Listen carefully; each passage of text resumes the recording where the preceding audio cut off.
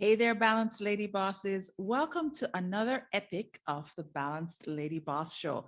I am pumped up, and as usual, I'm excited. But in particular, this conversation is one that I have been really looking forward to having. And I would say, probably from the second season of the show, I've been eyeing this particular professional boss lady that is a part of the show today. And a large part of why I've been really excited about it is because for me, she represents not just poise and grace and what I would consider the profile of a balanced lady boss, but she's also really cool. And you know, we're all about the authenticity and the coolness on the show. We can't take the, you fake it till you make it, or just polish up so good you can't tell if you look on the real thing or if I just the glow, So I'm really excited to welcome Rochelle Cameron, and you would have heard from her intro just how amazing her career journey has been.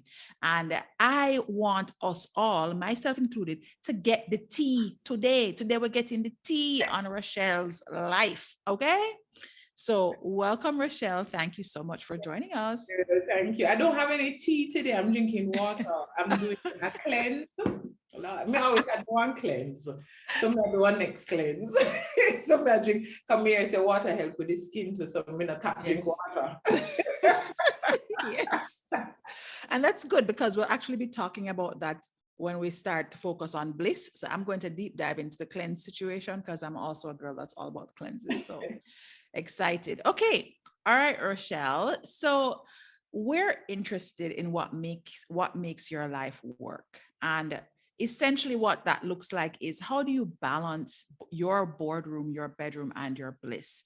And in the community and persons who have participated in recordings before, they know that I don't actually believe in such a thing as balance, which is the whole context of this entire movement. It is really focusing on being intentionally balanced where you can, when you can, and not trying to kill yourself to be the is all and end all for everybody and to make it all happen all at the same time, because what that results in is overwhelm, burnout, and you end up getting stressed, sick, and toxic, right? So I want to invite you to, first of all, start us off with just this journey of career, because I don't know if everybody knows that you're actually an attorney. I don't know what the picture is in person, because we've seen you that's how I was introduced to you. I was introduced to you as a speaker. I went to an event and you just like, wow. And I was like, wow, who's that? So I really want to know all of the source, how you get into doing all the different things, how have you gotten yourself into creating your own boardroom and stepping into so many other boardrooms? Oh, well, Stacey, let me just say thank you for the invitation to be on your show, and congratulations for this movement that you are driving. Tomorrow, I'm actually speaking at a couple of events for International Women's Day, and I was just thinking through just how important the movement in just the various facets of our life is, and that we continue the conversation, we start the conversation, we dig into the conversation, and that we are speaking to each other, because this is a new time for us. And it's funny when you ask about the journey. My very good friend Renee Rattray, the other day we were talking and we're like, no matter what age we are, we really are still girls, just curious and on this mission of discovering ourselves. And I was that girl that in school, I did very well in school. I was very academically inclined, good at math, good at writing. But it's always funny that I was looking at a report the other day. Two things came up. One, that my writing was always atrocious, as it currently is. And I love a notebook and I love to write. Sometimes I can't read what I write, but I love to write. Writing atrocious. And Rochelle, laugh and chat too much. So with all of that, and I think it is, as we go through the conversation today, just the complex beings we are in that, no labels. If we just allow ourselves to unravel as we age and just experience life. And that has actually been throughout that. On paper, I was very academically inclined, but if you knew me well, and the teachers also knew, I was always a class clown. I was always up to something, always a little bit late for class and making a very loud entrance and spreading out and taking up space. And I asked myself recently, I was like, why were you like that? And one of my earliest memories, I was the first child and first grandchild, first niece and everything. So my brother always says that you were born thinking you were a queen of the world. Probably. But I also grew up in an environment that before empowerment was a thing, like my mother got it. So she was lay foundation. She say you're pretty, you're nice, you're nobody no look good like you.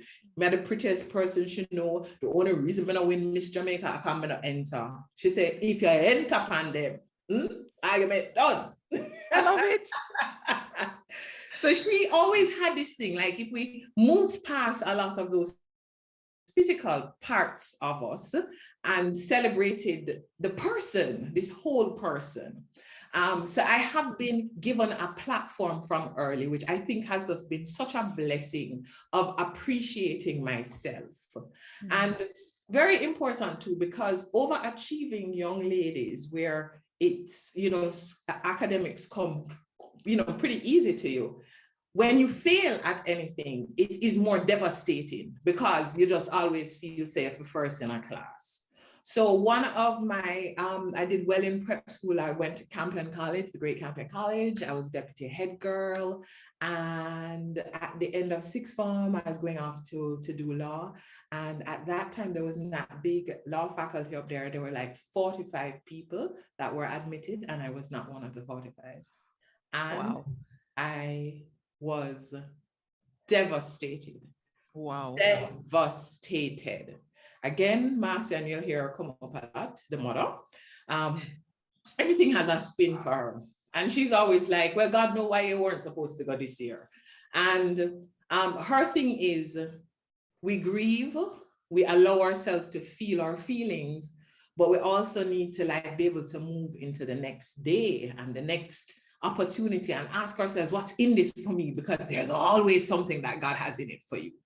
So I did a year in social sciences, which was a very transformative year for me because I had never done business subjects. I did the sciences because at one point I was going to do medicine, and then I did the sciences and the humanities. So I was, and by the way, lawyers that do math and stuff actually make better lawyers because it's a very scientific. It is very, I've sense to it. It may not appear that way, but I've sense to it. I was like, oh, I get that, but okay.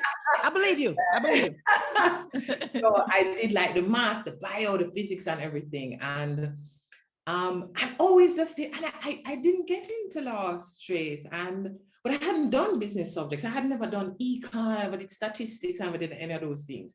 And in that year in SOSI, I have met some of the friends that are still such a cornerstone and such a foundation of who I am today. And that particular year just expanded my thought process in what was achievable and what was doable, and that I could do law with business. And there was still so much more that I didn't know, and that I had this capacity to learn if I put my mind to it. So there were some things that came more naturally to me. Statistics was not one of those. I hated statistics. Oh my God. Oh, talk about meltdowns. But I always say, like, if some people could have passed it, then we can pass it too. So since we come natural, I feel associate with some people who come more naturally to, and them I feel teach me. I have to allow myself to learn. Yeah. And that has been my mantra through life, that anything you really want to learn, if you really want to learn it, you will learn it. And it is the humility to admit one that you don't know, but to allow somebody to come into their own by teaching you, because there's so much power in that transfer of knowledge. So I spent that year in Society. It was great. And you know, it's you with them time then, you lie on the tree half of the day outside of the library, in the library, eat bun and cheese, you drink pea soup on a Thursday, we share box lunch. And it was just such a coming together time. At the end of the year, I was just going to finish my society degree and then probably do law after. So when the transfer came for law, I had, you know, put this plan forward to Marcia. And her response was that she loves the plan, but she has a finite set of funds. And she we need to get through. We could come through the law part at first, and then we do the other part. She said, I like it though, you know, I like where your head I go, but we're gonna do the like a transfer to law and just we could get that. Right. So I did law, and law is and will always be my passion, perfection. I absolutely love it. Really? Absolutely. Always wanted to do it. I love it.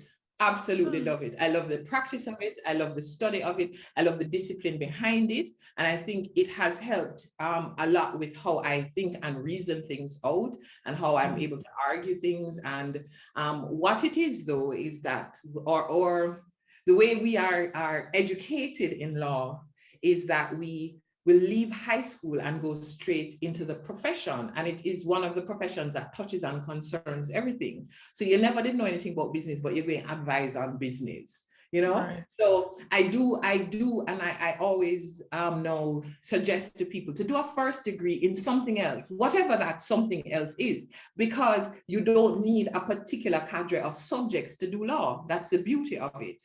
It is a very dynamic and flowing profession. It's always growing and new things are coming. So I do absolutely love it. And all I wanted, you know, them time, I'm not age myself, you know, but like, okay. Perry Mason, I love Perry Mason show. Oh, wow. Matlock and so.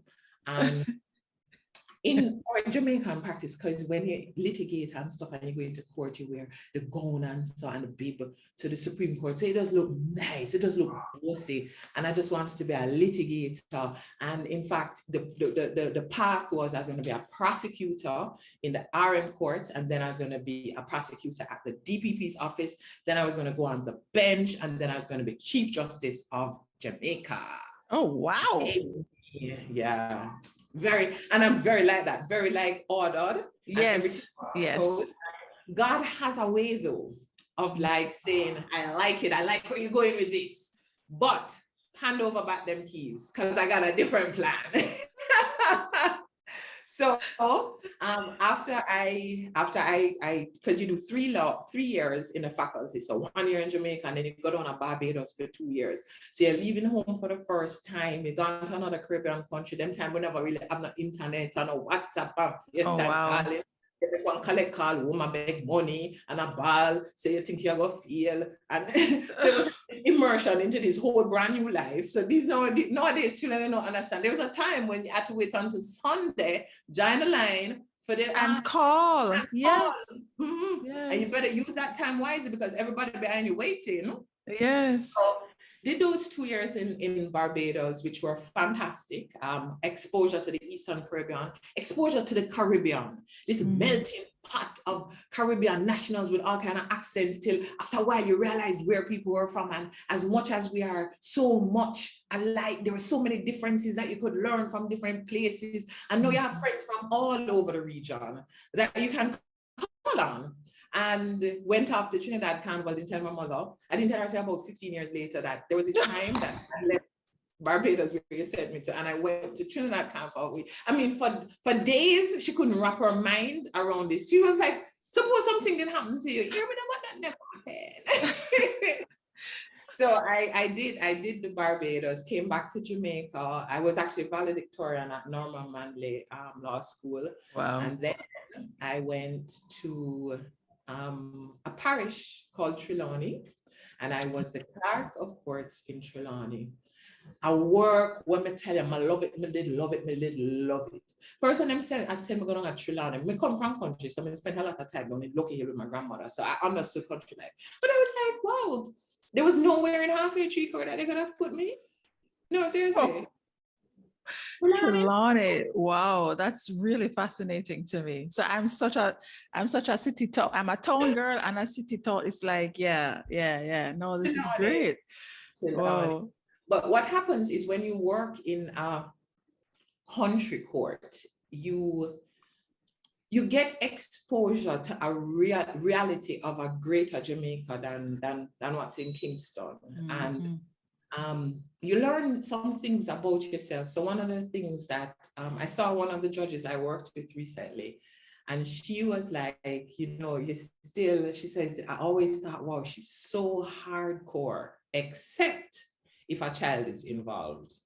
Mm-hmm. So I went to juvenile court twice, and I was banned because I cried from I walked in. So I'm calling out the cases and tears are rolling. I was even just thinking about it now. And after the second time, the judge said, this is not your space. You're going to need some hardcore criminals. So at juvenile court, and even that, you never thought of that. That is a space for juveniles, for underage children who some of them have committed crimes and some of them have been placed in place of safety, have been placed there for their own safety. And there was this little boy, I'm seeing him right now, and his mother was like, I'm gonna try to keep him. I can't carry him home with me. And the little boy started bawling and he was like, Mommy, carry me home, I want to go home, I promise I'll be good. And Stacey, let me tell you, them have to go for tissue for me. Aban. No, I was a hot mess. Oh I my was gosh. just like, well, that's one way to find out that this is not my thing. No, that part is not my thing. No, I'm like the hardened criminals, but not juvenile court. But even that, opened your mind to how sheltered my own life was. Yeah. Everything was never always easy. We weren't rich. The other day, me and my brother were talking, and he was like, sometimes we're probably just above the poverty line, Like, he was like, we were just happy. But he was like, let's not fool ourselves. Yeah. But we didn't live in that space. I think I always grew in a space of laughter, of joy, of abundance. And you took those things for granted until you were faced with some of the realities of people's lives. And that, I was like, I said to my mother, I'm like, do you know that some people didn't want their kids? They couldn't. And she said, don't look at it that way. She's like, what the mother is also saying is, I cry for help. I cannot manage. Manage. And it, I think that was one of my early just focus, just recognition of a focus on women and in how I lived my own life and made myself available for young women, to have the conversation and to move from that space of judgment that comes from my small space of knowledge to listen, to pay attention, to ask the questions. And after I left Trelawney, I went to DPP's office, and this is now the path is just clocking. According to the plan, bam, bam, bam, their DPP office. And my good friend, Alvita Knight, who is Bahamian, and so we met in Barbados doing law, and she could not remember my name, so she would always call my name wrong. So I wouldn't answer her when she calls out to that, whatever name she was calling. And I was like, I don't like this girl, I do not like her. I don't like her, none at all. And one day she should have called me Cheryl. She's like, Cheryl, why you don't answer? I said, my name. Which part of my name sounds like Cheryl to you? And we became very fast friends.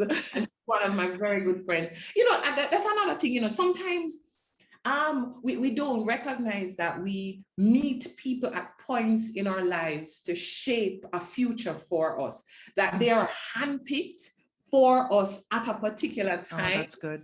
For another time. Because can you imagine that I could have just like been completely upset that you don't know my name properly. And this was the person who calls me one day and she's like, Cable and Wireless needs a new corporate attorney. And I think you would be perfect. I'm like, Beats, you know my criminal, that's where I'm going. She's like, you can always go back to that. I said, I never even did most of the corporate courses because I wasn't interested in that. I'm like, where in our discussion has it ever come? And she's like, you will be so great in it. So she's like, you don't do anything. Give me the resume and I will take it in. So there's nothing on the resume that suggests that I'm interested in corporate law. They call me in. One of the reasons is that I had a strong litigation background, which litigation is very transferable. And at the time, the companies at the time of liberalization, so there's a lot of litigation going on. And Camille Facey, who I reported to them, she did just like me. She's like, me like you, and whatever you don't know, you can learn. Another learning experience for me as I've gone through that, even as I recruit, I recruit for people's yearning to just learn. To make themselves available, you know? Yes. Try the thing and put it and just press in it. And so they offered me the job. Another struggle, you remember the SOSI struggle. Should I miss SOSI? Me say, lad, sometimes I just like me set my plan and you just move with the plan. Work with the plan. Let's just work with the plan. Me say, we're in my 5-year projections. You see anything like this in there? We're in it. And I'm like, corporate law is not even a real job. Like, dude, what? I'm like, I'm out here fighting crime. Yeah, like literally, I'm putting criminals behind bars, and you want me to come in there and play fluffy law with the corpse? Who we used to look at, and when you got that job, we're like, not doing a real job. You don't have a real job. And I'll tell you, you know, I reflect on even judgments of what is real job, which have come full circle for me, because you know, when you go out on your own and you're in consultancy and stuff, or worse, if you look like you're enjoying what you do, you could not have a real job. But we'll get to that. So I went to the not real job, and Stacey, I work so hard. I was like, when I come with that, we for work, yeah. Paper for days. For days. And it was a lot of litigation and commercial work and criminal work. And for the 15 years that I spent at Cayman Islands, I left there as Vice President of Legal and Regulatory for the Caribbean. I had learned so much. I learned so much about business. I learned so much about myself. I learned about your capacity to learn on the go. I recognized that I was in meetings that they were talking about business, and I didn't feel like I knew I could speak the lingua enough. So I ended up doing an MBA rather than a master's in law. And the trajectory has just been there for me, blending business and law. And I also got an opportunity. And again, I'm coming back to making yourself available. You know, people ask, you know, like, you know, what's your secret? What's your like skill and what's your talent? Like, I think like my biggest talent is I think I should be a comedian. Like, I was just meant to like do comedy because that's what I love. Yeah. But that aside, that just helps to take the edge off of things, you know? It is that I make myself available. I am open to learning. I'm open to new opportunities. And no matter how scared I am about it, I will give it a go. I will give it a go. And sometimes, you know, we think that it's bright. So it's not about being bright and, you know, and what your report card looks like. It's about an attitude. It's about discipline. So, you know, sometimes we are born with just particular affinities to things. So I like words, but I also like numbers, but I really like words, on paper, I love word and read and so. But what I have learned is that life is a practice of anything. So if you are good at something, you will only remain good or get better if you have the discipline to keep at it. You have to keep learning and unlearning, even where you think you are amazing at things. Yeah. And when you constantly have that trigger in your head, you make yourself available because you're like, let's do it.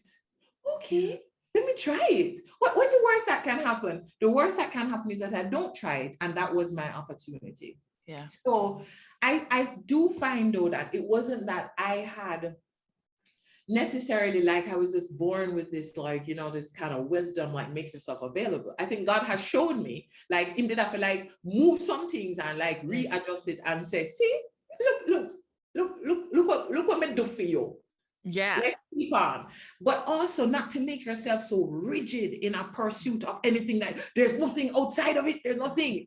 That's good. That's openness to all of the definitions of who you are. And so I was corporate lawyer at the top of my game. Like nobody know telecoms like me. Regulatory thing and thing, I just know things off the top of my head and stuff. So technically I should still just be doing that. But I had gotten to a place, and I'll tell you this, I'm very specific with visioning. And I write the things down and I have to describe them in detail. I have to pour out what that vision is. And one of the visions I had for my life, and it was a carry forward vision over like probably like a 10-year period from I was like 22 or something. And I had said, and there's a paralegal that I work with that every time she sees me, she reminds me. She's like, Rochelle, where do you see yourself? And I said, listen, I'm gonna have an office that's on the top floor and it's gonna overlook New Kingston, and I can see the traffic, I can see if the traffic heavy, but I'm gonna have this big office and it's gonna have windows all around it. And it was very, very expected, which was exactly the office that when I left floor that I was in. Now you say to yourself, like, so my girl, like after I did have that and so it was, comfort, satisfied. What could have been biting you to move out of that? But Stacey, as when you get to 40 and stuff and you start releasing some of the judgment you have on it themselves, I had to own that I was uncomfortable. Not because of anything. I was at the top of my game. I was doing well. I had great parking. I had like great parking. I know the parking. I'm not saying the small things. What I'm saying? The small things. It's just the little things. Everybody know you there. You're well known in this space, but I was just like, this could not be the rest of my life. I feel there's more. There's more stuff. There's more, and I'm like, I want to had a pull. Dive into this development of people that has always just yes. No, and it's more than a pull, something that joke you. Yeah. And you can't explain it, and you're uncomfortable with yourself too, because you're like, why aren't I satisfied? These people want this, and you have this. This is what you wanted, and you want more? No, you couldn't. Anyway, stepped out again. An opportunity came up. Went to Jimmy Ross to do human resources, which is another passion of mine. Was at Jamaica Broilers, where I was getting to immerse myself in human resources and people development, and from the perspective of not just having a passion for it and understanding the rudiments of it, but understanding the science of it, things like compensation and how vacation appears on your balance sheet and the policies, but really diving into it. And law and HR from that perspective are very similar disciplines. So I had done a lot of the industrial relations side, but at Cable and Wireless, even with the mergers and acquisitions, I led employee engagement. So I did a lot of work with those teams and worked along with HR. And it was kind of funny because I was the lawyer, but I had a natural affinity for that. But I also recognized too that I needed to understand the science behind it. So I took this role, which was now almost starting over. I mean, it was a good role, but you're not the person who is the expert again. You're coming now to learn and unlearn. Yeah. And you realize that again, making yourself available, for an opportunity and taking it scared and with lots of doubt. And people are like, they say, oh, that is very nice. You sure about that? Oh, or you have some friends who just straight up said, me think that is a bad decision. I would not leave. I would not move at this time. I think, why would you do that?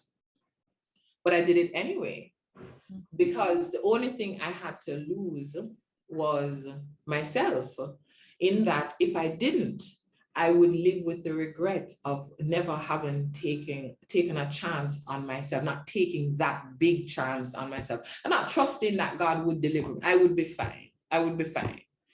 And I went there, I learned, and then I did know that I wanted the ability to work with various organizations. And at this point now, and you may be wondering, so where does speaking part come in here? Just like, yeah, like I don't know I where didn't even know that you had transitioned into HR at some point. I mean, it's just when I think about the nuances to people and how, when you talk about learn and unlearn, I think that's such an interesting pivot.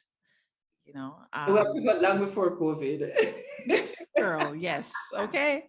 Yeah. We all been pivoting long before COVID. It just became a thing. So yeah, how did the speaking happen? So the speaking happened through, I was always that friend that would MC a wedding for you.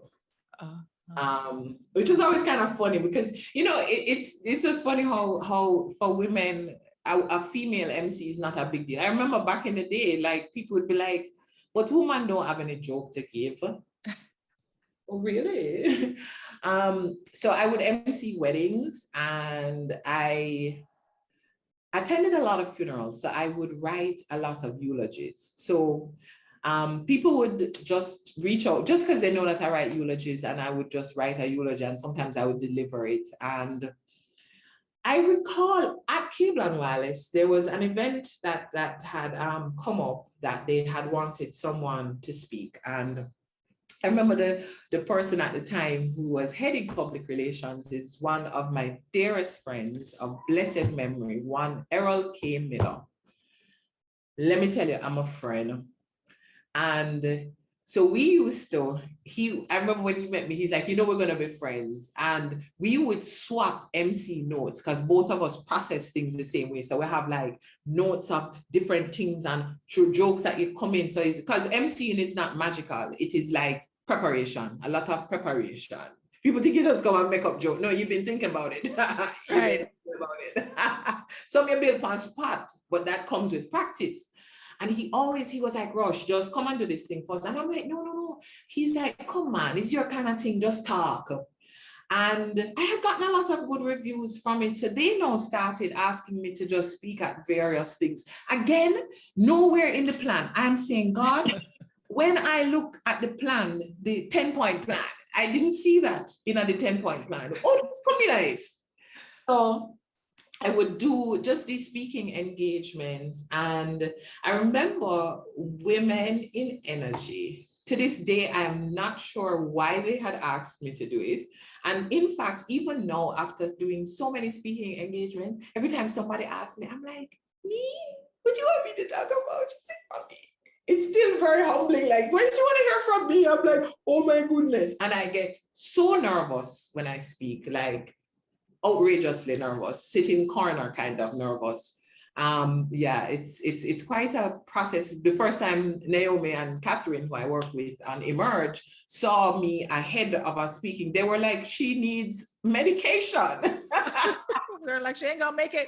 She's not gonna make it. They're like, what's wrong with her? But the Women in Energy, I remember I had traveled to a meeting overseas, and when I came back the day before the speaking engagement. So it was all of this thing additive, coming and like so much thing. We didn't just want to be here and settle down for the thing. And then the whole speech wasn't coming to me and so on. And as I speak, and I speak more and more, and I say to people that my process involves a lot of trusting God, that whoever he needs to speak to, he sends the message, and it's surrendering myself to be a vessel. So it's not about me. Because I'd rather teach people how to do it than half of the time doing it. So you ever see a thing just, again, making yourself available? And sometimes like when you don't even ask how much people are going to be there, and when you get there, you're like, what a lot of cars. I wonder what they're here for. It's a lot of cars though. And you go in the room and say, what are heap of people? What are heap of people? They're going to be for something. You say, oh gosh, oh gosh. So I remember there was an event that I went to, and it was a pensioners event. And I was sitting at a table with a gentleman who comes over, and he's like looking at the program, and he's like, guest speaker, Rochelle Cameron. Who is that? Oh my God. And it was a Sunday. He was like, my big Sunday. Who is this person? Who is this? I mean, look how much people around here too that they could have called on. Who is this Rochelle Cameron? So the table goes silent. So he turns and he's like, hey, I'm so-and-so. What's your name? You know, I'm introducing myself. So I'm like, hi, I'm Rochelle Cameron. He's like, sounds familiar. And then he's like, ah, Rochelle Cameron. Him, no, I don't know you. I don't Straight. I don't know you. You better do well. You better do Oh, well. wow. Oh, wow. Let me tell you, the people them at the table, everybody's silent. They don't want to look for me. They're sorry for me. Oh my God. You And- know, that's such a man thing to do, by the way. That's very masculine energy to just be like, yeah, I don't know who you are, so just don't waste my time almost, you know, like that's very masculine energy. Very interesting. Mhm. And you know, though, that's exactly like, I was like, oh, it's a challenge. We've dropped a challenge. That's cool. Mhm. And when I finished, when I came back, he had written a long note on my program, and he apologized he says, you know, I didn't know you, but no, I'll never forget you. And he's like, a lot of things are running through your head about my masculine energy. And we had a long conversation about it. He's like, I am embarrassed. And he said, while you were up there, the people at the table were like, Abe. Such a Jamaican thing to do. But you know, even as we're talking, tomorrow is International Women's Day, and we're talking about breaking the biases. We cannot crumble in the face of opposition. That's when we're strengthened. We have to believe enough in our talent and bring it. And you're like, you don't know me, but you will never forget me. After today, you will never forget me. But better than that, you won't do this again, or you're certainly going to think twice about it. Yeah, no, that's good. I actually really like that. You don't know me, but you'll never forget me. In particular, now as I embark on my entrepreneurial journey, and I feel so unknown. Yes. This is like this out here, these waters, I'm definitely not familiar. You know, it's really, and that sense of knowing your value and looking forward to creating an impact, and then to have someone, it's like they're speaking death into you almost. Yes. Yes. And you have to have the wherewithal within yourself not to allow that to dim your light, or worse, extinguish it. Or worse, extinguish it. And in fact, you're like, why don't I just make that a power source? Yeah. Yeah. Let me just plug into that. Yeah, I'm plugging it. Yeah. That's like a generator. Exactly. Because we receive, people can speak anything they want to say and say anything they want to say, but it always is what we choose to receive and how we choose to receive it. And you just need to tell me that I cannot do it. And I'm like, which part of me can't? So even on my own entrepreneurial journey, I had a lot of support. You know, over the years, people have just asked me to do various things, and they're like, do this. And it has been a hodgepodge for me because again, I didn't even understand some of the things that I know how to do and how to do well. And that one of the things that I'm good at is bringing disparate parts and people together to work cohesively for an end, which sound like, what is that? Is that something real? Yeah, it is. It is. It is. And it is the very speaking that has opened a lot of doors for me to have to work with almost every corporate in Jamaica, whether speaking or doing strategy sessions or helping with business development, helping them work through policies. And I still practice law, but in a different way. I like to say I am a in-house external counsel. So I'm a part of yeah, because I know what it was like working with external counsel and what I wanted external counsel to be like for a business. So I have allowed myself in entrepreneurship not to limit what I'm capable of doing. So before I say, no, that's not our area, I find out what is it, what's the problem that you want solved? Because maybe I can't do it, but I can pull together the pieces to do it. And I had to also learn the art of a hustle and get over that at some point when you're working with a corporate, your title got you through certain doors. No, I didn't have that title. It was Rochelle Cameron. And I take back the just because I had to stop and say, hello. It's Rochelle It's Cameron. Rochelle Cameron, not just. It's Yeah. Rochelle Cameron. And I had to be willing to make myself available, but also that some people wouldn't get it, wouldn't get what you're doing, and we're kind of wondering what the struggle was going to be like. But I had to take a chance on myself. Then I had to take a chance on this thing that has just been there burning. I had to take the chance. You know it. Yeah, you had to. And even when you're printing up a business card and you work on the logo, sometimes you say to yourself, because there's some days I come in here and I am like, God, I'm gonna need another sign. I know I ask for the signs a lot. I know, I do. But I'm just saying that sometimes I just want vacation. I want to apply for vacation to get it and everybody respect it. I just need that, God. And I'm like, God, I think pensions are great and bonuses are great. Why would you ever? They're so beautiful. Bonus. And then in the same breath, a new challenge comes in and I forget all of that and I'm all over it.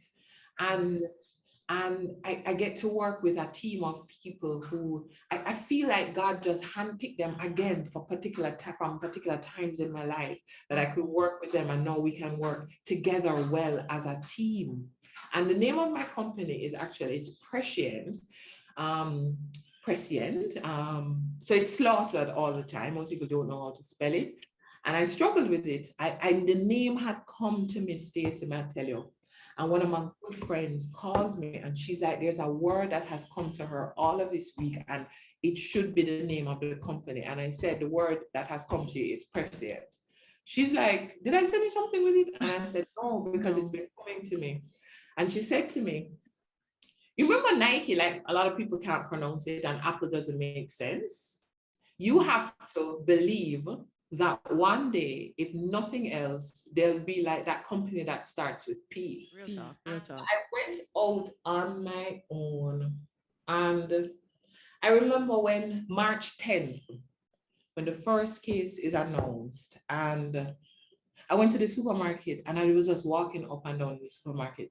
And I was so angry because I was like, God, you would have picked no. And I said, why would you give me a name like this? I was like, what was visionary about this? Me say, all of the word them when people are saying, come tell me word for this, word for that, word for Taranat. Nobody couldn't say it to me. Pandemic. Oh, I was so mad. I was so angry. And I said, okay, well, you're done for now. And my mother was here at the time and she said to me, she said, how does that? She says, what a nice big bet you made on yourself. And why don't you trust that God knows exactly what he's doing? And I remember thinking, Okay, mom. Stacey, the pandemic opened me up to online. Yeah. I was on a project with the PSOJ, which pivoted to COVID cast. Would not have happened like that otherwise. I also got into the speaking now mushroomed. I say my internet connection is stable. Are you hearing me though? Yeah, I can So hear the you. speaking mushrooms now in me doing a lot more team engagements and a lot more focused work on building through chaos and resilience and then now in the really look like. And then I'm in all kinds of business, helping people through business development. And then you start working with larger organizations that are like, can you come in and do this? And you're like, yeah, sometimes I'm not sure what we're going to do. But I'm like, you're going to figure this out. You're going to figure this out. And again, it was the very speaking. So the practice of law taught me certain disciplines, and working in the corporate environment taught me a lot about business. And at that time, Cayman Wireless wasn't making any profit. So I understood what hard knocks look like, and you're still going and you're still pushing towards a target, no matter how dismal it looked. Yeah. And then the speaking now opened doors for me that would not necessarily have been there. But again, I could have stood outside the door and said, not for me, but I stepped through those doors. And those doors have created whole new opportunities. So I say all of this to say that, again, going back, making yourself available, which is a lot of belief in your self-worth, that you can step up to the table. And that, and I mentioned how heartbroken I was about what I thought my business would face in the pandemic, because I don't want people to think that we just get up and we just have it all figured out. No, we have some No, yeah. Yeah. I actually have an article that I'm publishing tomorrow around being top 5 lessons I learned as a female president of a tech organization. And it's a very vulnerable take on this exact conversation. And I talk about the balling and the people that might call me out of my name. And, I talk about challenges that I faced and how I decided to manage it, because I went through my 2 years. I literally just handed over. The last bit of handover was last week. Because I was done. I felt I had delivered, I'd served. There's no money in it for me. I don't get paid, but I felt like I had done that thing that was on my list of serving my country during a pandemic. And it was the hardest job I've ever done in my life. Yeah. But with so much reward, girl. Yeah. I really feel it prepared me for this next thing, for entrepreneurship. Because if I can do that for free, me can't work on my thing. Yeah, man. No, yeah, for real. Yeah, when you look at all the things that you did for free, you're like, maybe if I monetized it, I could let's just all of this. Yeah.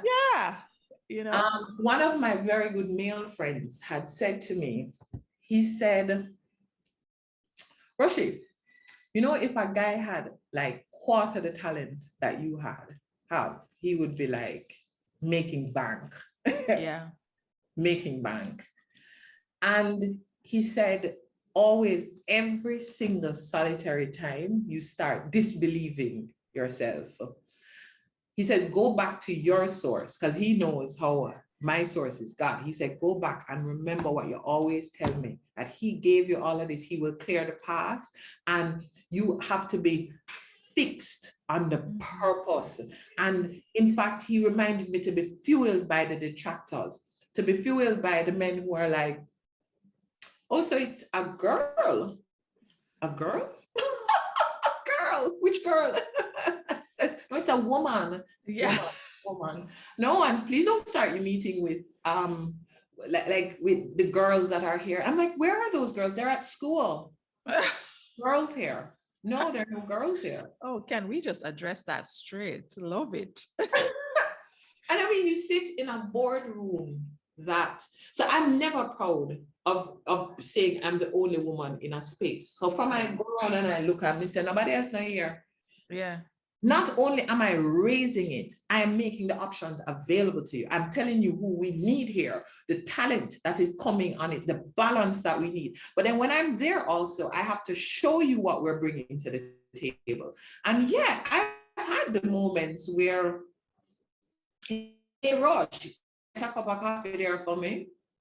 And I have had to make that choice in my head, you know. So I'm not ruffled by anything like that. I said, you want some coffee? Me say, me want some.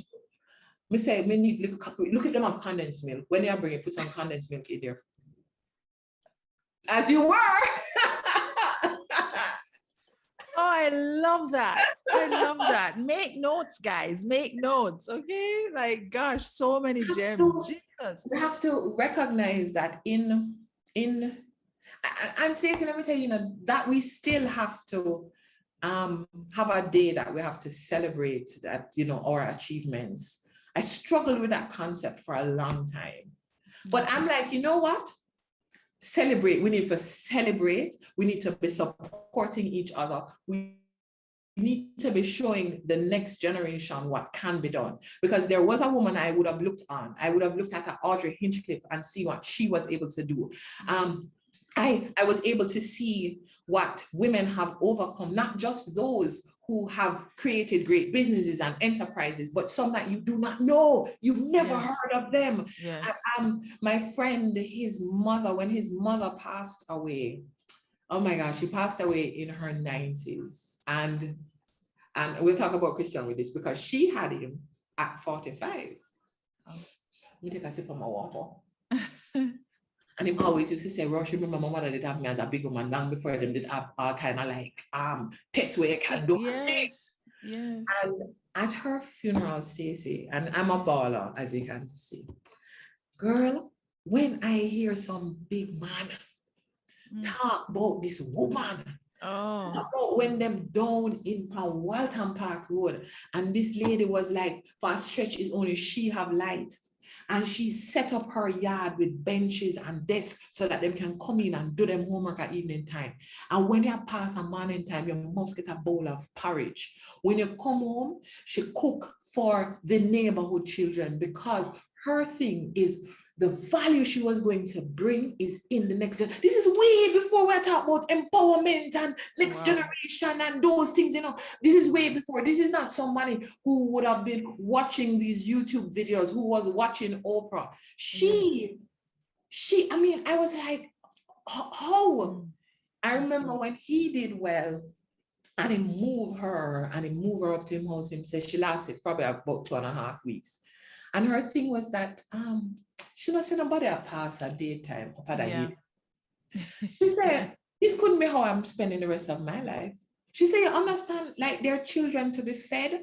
And up to her dying day, she was still making arrangements. So this is generations of children that she's fed and made herself available so that they could have a chance. Oh, that's powerful. So when I go and I sit sometimes with people and I sit with them old grandmother and with their mother, and she tell me, oh, you know, and me say, oh, you have the 6 of them and the 6 of them go university. What about you? What was this drive that you had that you were able to just feed into them? And no, you didn't have half of the opportunities I have. But you were able to create a generation of change makers. How did you do that? Who are you? So I say this to say that even as we are looking for mentors and people's lives that we're studying, look wide, you know? Yeah. Not just where the camera is shining or the lights are bright. Yeah. Because there are some places that there's no camera shining a light there. They are lighting candles.